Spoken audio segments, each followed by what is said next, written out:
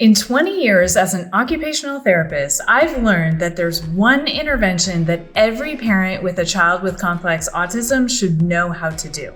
Yet almost no therapist teaches it. It's called motor coaching, and it's the difference between a child who struggles with basic self-care for years and a child who can make so much progress with these tasks independently. It's the one thing that I've seen in my practice that makes the biggest gains. In this video, I'm going to explain what motor coaching is and why it's important. I will walk you through coaching 2 of my clients and then give you 5 keys to successful motor coaching for your child. So let's jump in.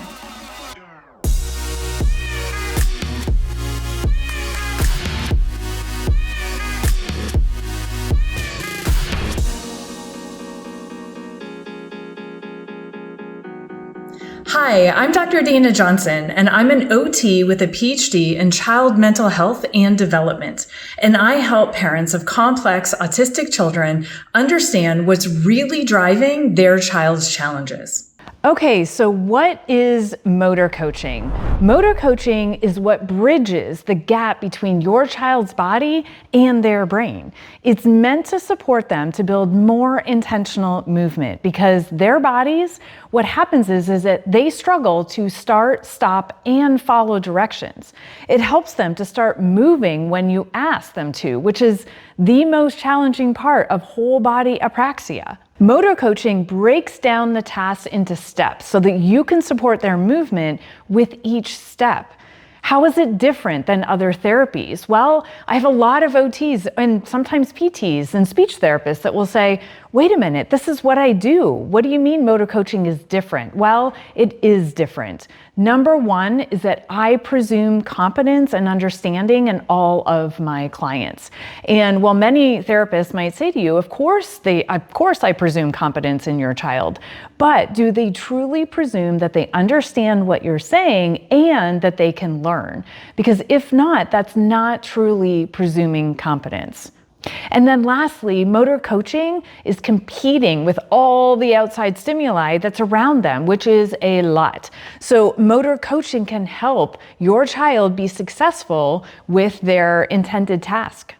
Now, the motor coaching formula is body part plus action, or action plus body part. It doesn't matter. So think about, what do you want your child to do?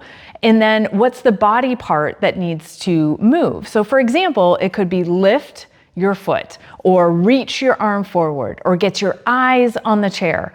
Think about that formula when you're trying to come up with how to support your child in the moment.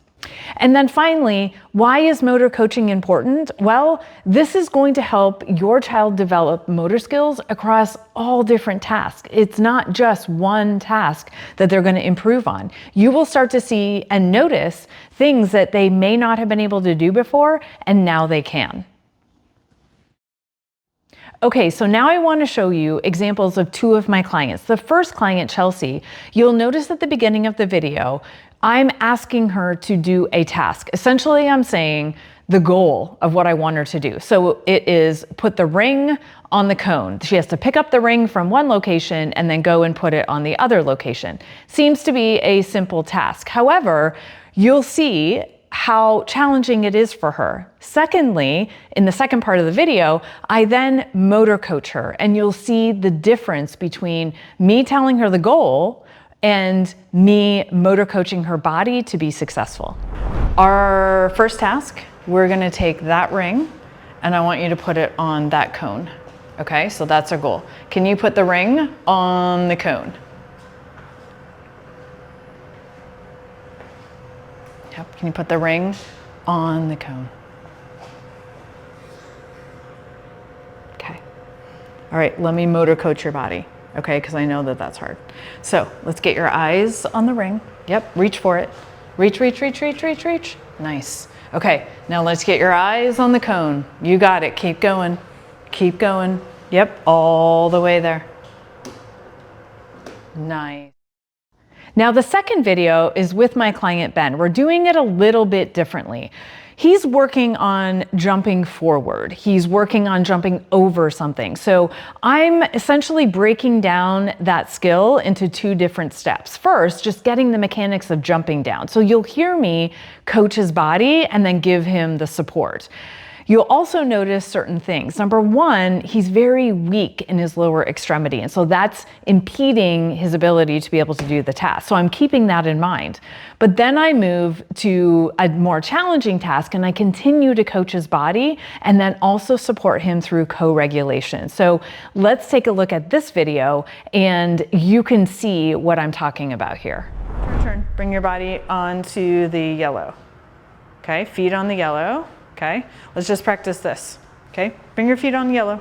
Okay, ready? Let's bend. Bend. 1, ready? Bend. Go. 2, okay. Bend. Go. 3. Keep going. Bend. Bend. Oh, bend your knees. Bend, bend, bend, bend, bend, bend. 4, okay. Bend. Bend. Yeah, I know I'm keeping your body up, right?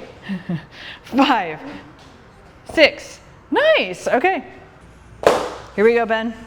Bring your body on the yellow. Turn, turn, turn, turn, turn. All the way on yellow. You got to get your eyes there. Get your eyes there. Get your eyes there. Nice. Okay, ready? We're going to jump from the yellow to the orange.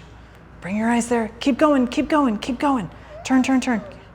Nice. Ready? Right on it, right on it. I know. You got this. Ready? Here we go. Bend, bend, bend, bend. 1. Yeah, we're going to jump to the orange. Bend. You got it. Yeah, that was so good. Ready? Let's try again. 1. Yes. Bring it back. Ready? And 2. Ready? You got it. Ready? 1, 2, 3. 3. One more time. Ready? Bend. And 4. Nice job. Okay, so what are the 5 keys to successful motor coaching? Well, number 1 is mindset. And mindset change is the easiest thing to say, but the hardest thing probably of all of these to do. And that's because when we have a mindset, we have beliefs about something. And it may be that when you're working through these tasks, a thought comes into your mind that's like, I don't think they want to do this, or they're just trying to be difficult. All of those things are a belief. It's not a fact. We don't know that for sure. And that can quickly start to shape our mindset. So one of the first things that I want you to do is continue to think about, this is whole body apraxia. This is a motor planning challenge. They're working really hard. They understand what I'm asking them to do, and I'm going to motor coach them through this for success. The second key is presuming competence. Now, I talked about this earlier in the video, that I presume competence in all of my clients, that they understand me and that they can learn. Now, the other way that I presume competence is in their body. So they have whole body apraxia. They can't start their body and follow directions on demand. I'm going to keep that in mind. And so that then helps shape my mindset, and also helps me to be able to motor coach them the best way that they need in order for success. Now, the third key is the formula, and don't forget this. Remember this as you're working through and practicing this with your child. It is the action plus body part, or it could be body part plus action. It doesn't really matter. But essentially, when you can think about that, that is going to help your child be successful, and you as you practice and start to acquire this new way of supporting them. The fourth key is breaking down the task. Like you saw with Chelsea, I gave her the goal at first, right? I told her, can you go put the ring on the cone, right? That was telling her the goal. But when I broke everything down into steps and thought about, what does she have to do first? Well, she needs to get her eyes on the ring. She has to find the ring first. So that was my very first coaching step. And then I'm thinking through it all. Now, Chelsea, she's developed some of these skills, so she doesn't need everything broken down. It's almost like for her and her individual profile, she just needs me to help start her body, to get it moving, and then just some minor support as we continue to go. Okay, and then lastly is practice. Like I said, motor coaching and learning the verbiage is actually like learning a new language. So it's going to take time. And just know that when you're in the middle of working with your child, that can kind of get a little bit challenging to kind of think about the words to say while your child might be going in a different direction. So think through the task that you want your child to do first and be consistent with that one task. Don't just try all different things because that can be challenging at first. Eventually down the road, once you get this new language, you can then in the moment, just jump in with any task. But first, just pick one and practice that over and over again, and you will start to see your child and you become more successful. Okay, so now you know the secret that most therapists never teach, and that is motor coaching. The simple formula of action plus body part that helps your child's brain and body finally work together. Because the truth is, for so many of our kids, the challenge isn't that they don't want to do something. It's that their body struggles to start, stop, and to follow through on movement the way neurotypical bodies do. Motor coaching gives them that bridge that they need to get there. Now, you saw it in action today with my client Chelsea, and motor coaching helped guide her through what we call a simple task. But I broke it down in a way that her body could actually and successfully respond to. Now, with Ben, you watched how specific verbal and visual prompts that were specific to his body part that needed to move helped him stay connected to what his body needed to do. Now, with both my clients, I'm presuming competence in both their body and their understanding, and that they want to move everything intentionally and on demand. Now, that's the power of motor coaching. It's not just about doing more therapy. It's about doing the right kind of support in the right way. And the best part, you can do all of this at home. Choose one task that your child has to do and practice motor coaching. Break down the task, use the formula action plus body part, and practice, practice, practice. Because this is what 20 years in the field has taught me.